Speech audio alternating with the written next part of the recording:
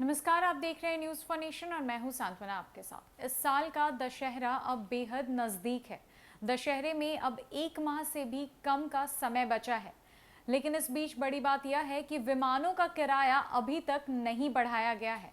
अमूमन त्योहार के समय विमानों का किराया दुगना हो जाता है, लेकिन अभी तक विमानों का किराया समान दिनों की तरह ही है। उसमें कोई बदलाव नहीं किए गए हैं। विमानों के किरायों में कोई बढ़ोतरी नहीं की गई है। साथ ही साथ दूसरी तरफ ट्रेनों के किरायों में बढ़ोतरी हुई है और अभी से ही वेटिंग शुरू कर दी गई है। क्या किराए तय किए गए हैं और क्या स्थिति बनी हुई है विमानों को लेकर, खासकर पटना में, आइए आपको बताते हैं। दशहरा आने में अब एक माह से कम का समय बचा है, लेकिन इस बार अन्य वर्षों की तरह दुर्गा पूजा के दौरान देश के विभिन्न महानगरों से पटना आने के विमान किराए में कंपनियों ने कोई वृद्धि नहीं की है। यह अपने न्यूनतम मूल्य यानी कि बेस प्राइस पर ही है। कोलकाता को जरूर इसका अपवाद कहा जा सकता है, जहां से दशहरे में पटना आने का हवाई किराया न केवल सामान्य दिनों से अधिक है, बल्कि दिल्ली से भी आगे निकल चुका है।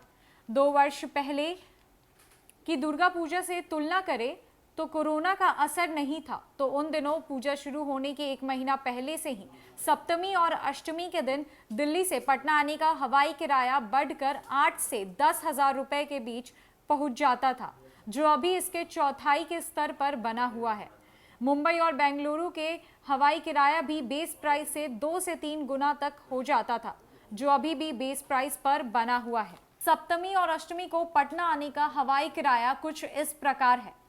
दिल्ली से 2,190 रुपए, मुंबई से 3,873 रुपए, कोलकाता से 2,379 रुपए, बेंगलुरु से 3,641 रुपए, चेन्नई से 3,723 रुपए और हैदराबाद से 2,979 रुपए।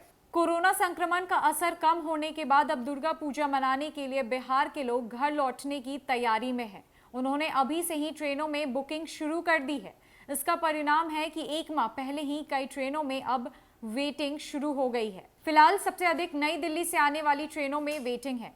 दिल्ली से आने वाली Sampoorna Kranti, Shramjeevi Express, Brahmaputra Mail, Vikramshila Express आदि महत्वपूर्ण ट्रेनों में सीटें फुल हो गई हैं। हालांकि मुंबई से आने वाली ट्रेनों में वेटिंग कम है। 7 से 14 अक्टूबर के बीच अधिकतर ट्रेनों में स्लीपर में वेटिंग अधिक है, जबकि एसी में भी वेटिंग चल रही है। आपको बता दें कि शायद ऐसा पहली बार हुआ है कि त्योहार के समय विमानों के किरायों में कोई वृद्धि नहीं हुई है, तो दूसरी तरफ ट्रेनों में अभी से ही वेटिंग लिस्ट शुरू हो गई है। इस बीच राहत की बात यह है कि विमानों के दरों में कोई वृद्धि ना होने की वजह से दूसरे प्रांतों से लोग अपने प्रदेश वापस सस्ते दर पर लौट पाएंगे।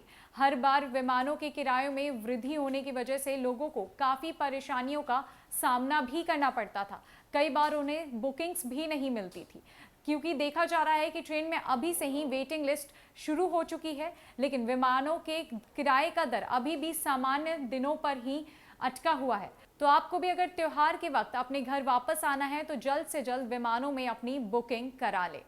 तो अभी के लिए बस इतना ही। अन्य कई अपडेट्स के लिए हमारे साथ जुड़े रहे न्यूज़ फॉर नेशन। नमस्कार।